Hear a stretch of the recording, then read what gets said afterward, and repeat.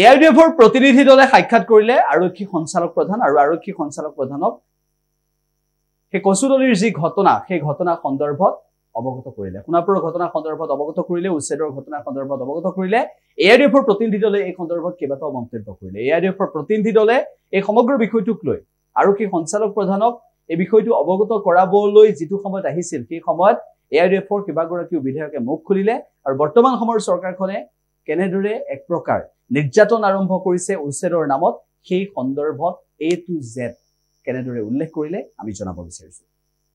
হয় আমি ডিজিপি সাহেবক বিধায়কসকলৰ এটা প্ৰজাতি দলে আমি লগ কৰিলোঁ তেখেতক আমাৰ মাননীয় দলপতি হাফিজ বছিৰ আহমদ কাছিম ছাৰ আছে ডিঙৰ MLA আমিৰুল ইছলাম সাহেব আছে দলগাঁও বিধায়ক মজিবুৰ ৰহমান সাহেব আছে আমাৰ চেঙা বিধায়ক আশৰাফুল হুছেইন সাহেব আছে আৰু বিলাসীপাৰাৰ বিধায়ক শামছুল হুদা সাহেব আৰু মই আমি ডিজিপি সাহেবক আমি লগ কৰিলোঁ আৰু তেখেতৰ লগত লগ কৰি আমি কচুতলিৰ যি ঘটনা ঘটি আছে সেই বিষয়ে আমি তেখেতৰ লগত আলোচনা কৰিলোঁ মানুহখিনি সম্পূৰ্ণভাৱে নিৰাপত্তা পাব লাগিব এই কথাখিনি আমি তেখেতৰ লগত পাতিলোঁ আৰু তাতে বহুত মানুহ ইনজাৰ্ড হৈছে সেই মানুহখিনি সঠিকভাৱে চিকিৎসা পাই থকা নাই আৰু গাঁৱতো এতিয়া বহুত ইনজাৰ্ড মানুহ থকা বুলি আমি বিভিন্ন চৰ্চত আমি খবৰ পাইছোঁ যে এতিয়াও গুলিবিদ্ধ বহুত মানুহ গাঁৱত আছে সেইসকলক আহিব দিয়া নাই বা সঠিক চিকিৎসা তেখেতসকলে পোৱা নাই এই কথাখিনি আমি তেখেতক অৱগত কৰিছোঁ যে মানুহৰ চিকিৎসাৰ অধিকাৰৰ পৰা বঞ্চিত হ'ব নালাগে আৰু আপোনাৰ বহু মানুহ তাতে গাঁও এৰি এটা নদীৰ পাৰত তাতে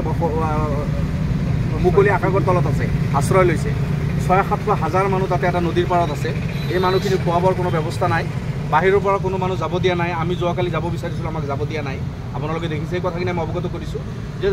তাৰে ভিতৰৰ মানুহখিনি বাহিৰত কমচে কম খাদ্যৰ কাৰণে আহিব পৰা এটা ব্যৱস্থা থাকিব লাগে বা বাহিৰৰ মানুহ আমাকো যাব দিব লাগে যাতে সেই দুৰ্ভগীয়া মানুহখিনিৰ খা খবৰ ল'ব পাৰে তেনেকুৱা ধৰণৰ নাকাবন্দী হৈ থাকিব নালাগে এই কথাখিনি আমি তেখেতক অৱগত কৰিছোঁ যে এই বস্তুখিনি দৃষ্টিগোচৰ কৰিব লাগে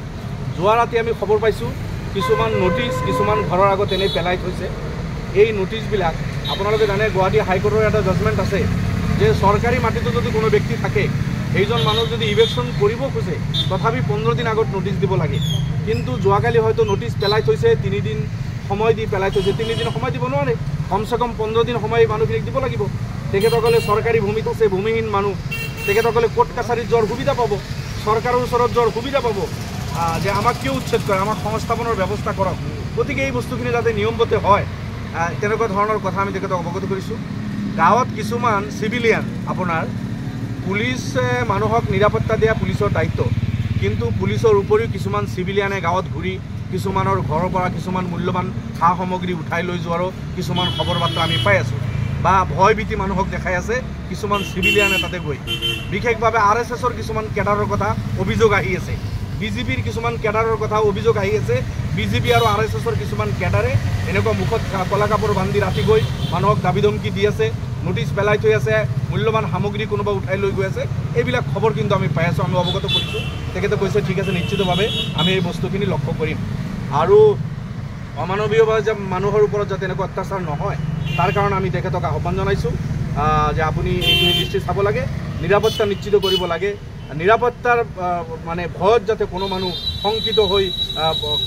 সময় কটাব নালাগে এই কথাখিনি আমি তেখেতৰ লগত পাইছোঁ পজিটিভলি তেখেতে আমাৰ কথাখিনি নোট কৰিছে আৰু তাতে সেইখিনি বস্তু তেখেতে চাম বুলি কৈছে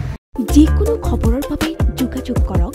70901730 অথবা 7099017990 নম্বৰত